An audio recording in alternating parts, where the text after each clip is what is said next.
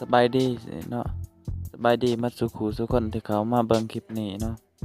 มื้อนี้เราก็มีเว็บดีๆมาแนะนำเนาะทุกคนซึ่งเป็นเว็บของคนลาวโดยตรงเนาะแอปที่เราสิมาหรือว่าเว็บที่เราสิมาแนะนำในมื้อนี้ก็เป็นเว็บของคนลาวโดยตรงซึ่งเราสามารถสร้างรายได้ได้ทุกๆมื้อเนาะแต่ว่าการสร้างรายได้ในเว็บนี้เราจะต้องลงทุนก่อนเนาะทุกคนซึ่งการลงทุนในเว็บนี้ลงทุนกันตามเพียงแต่15 USDT เท่านั้นนะทุกคนซึ่งตกเป็นเงินกีบก็สิตกอยู่ประมาณ300,000 กีบนี่แหละเนาะซึ่งมันจะมีแพงให้เราสร้างรายได้เนาะสมัครครั้งทำอิฐก็สิซื้ออยู่15เหรียญเนาะเราก็สิได้อยู่ดาวหนึงเนาะซึ่งมันจะมีแต่ละดาวเนาะถ้าเราสมัครหรือมีสมาชิกเนาะสมาชิกเข้ามาเราก็จะได้ขึ้นดาว2เนาะแต่ในการขึ้นดาว2เราก็ต้องซื้อเนาะทุกคนซึ่งเราก็มันจะมีราคาให้เราซื้อเนาะแอดก็บ่จื้อปานใดนี่แหละประมาณ200เหรียญบ่หรือว่า10 20ไปเหรียญนี่แหละเดี๋ยวเราจะมาเว้าในส่วนของดาวหนึงก่อนเนาะดาวหนึงนี่เราซื้อขั้นต่ำอยู่ที่15เหรียญเนาะเราสามารถเข้ามารีวิวได้ทุกมื้อเนาะทุกคนซึ่งมื้อหนึงเราจะมารีวิว20ครั้งเนาะแต่ก็บ่ยากดอกเนาะทุกคนเพียงแต่กดดาวไปตามคลิปนี้เลยเนาะนี่เนาะการรีวิวกดดาวให้มันแล้วก็กดอันนี้เนาะตามคลิปนี้เลยทุกคนเอาเข้ามารีวิวทุกมื้อก็แม่นอยู่เนาะแต่เรารีวิวครั้งหนึงหรือว่ามื้อหนึงจะบ่ฮอด5นาทีเนาะทุกคนถ้าสัญญาณแห้งๆแน่ก็2-3นาทีก็แล้วเนาะทุกคน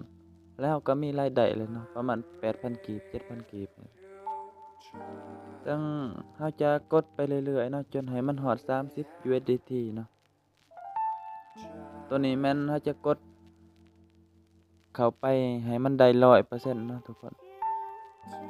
แต่ว่าเงินในบัญชีเราที่เราสมัครเนาะฮอด30 USDT เราจังจะถอนเนาะแต่บ่ฮอดเราก็ถอนได้เนาะทุกคนแต่แบบให้มันคุ้มค่าก็ต้องให้มันได้30 USDT เนาะเราจึงจะได้กำไรหลายแต่ถ้าเราถอนบ่ทันฮอด30 USDT เนาะเราก็จะลุกทุนซะกันสิว่าเนาะก็บ่แม่นลุกทุนดอกเนาะทุกคนก็เทินเอาภาคแล้วเราก็แบบอยากได้กำไรหลายๆว่าซั่นซะนี่เนาะกดไปเรื่อยๆกดไปเรื่อยๆบ่จำเป็นต้องคอมเมนต์ก็ได้เนาะทุกคนเพียงแต่กดดาวให้บางคนเห็นเขาเจ้าอันนั้นคอมเมนต์เนาะบ่มีผลเนาะทุกคนเรื่องรายได้ก็จะได้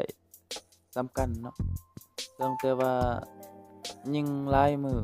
ยิ่งเขาจะได้หลายเนาะเรื่องแอดสมัครคันทมิตรก็จะได้มื้อ 7,000 เนาะแต่ตอนนี้ก็ได้มื้อละ 8,000 9,000 แล้วจังไปสนใจก็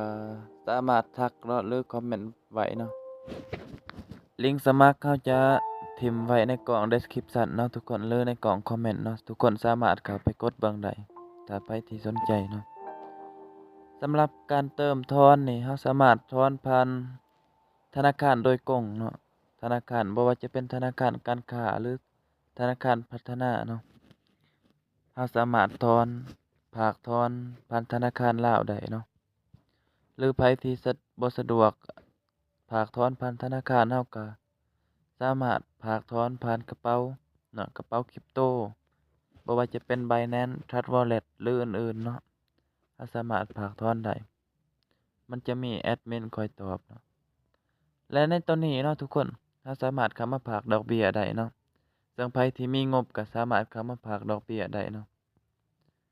ในการฝากดอกเบี้ยเราก็จะมีเปอร์เซ็นต์เนาะได้เปอร์เซ็นต์ตามนั้นเลยการฝากดอกเบี้ยก็15 USDT คือกันเนาะทุกคนนี่เนาะ15 USDT คือกันเราจะมีรายได้ 0.3% ต่อมื้อเนาะซึ่ง7มื้อมันก็จะให้เราถอนได้แล้วเนาะคลิปนี้ก็ขอจบไว้เพียงส่ำนี้เนาะทุกคนพบกันในคลิปหน้าเนาะคลิปหน้าถ้าเป็นไปได้เราจะมาถอนให้เบิ่งเนาะ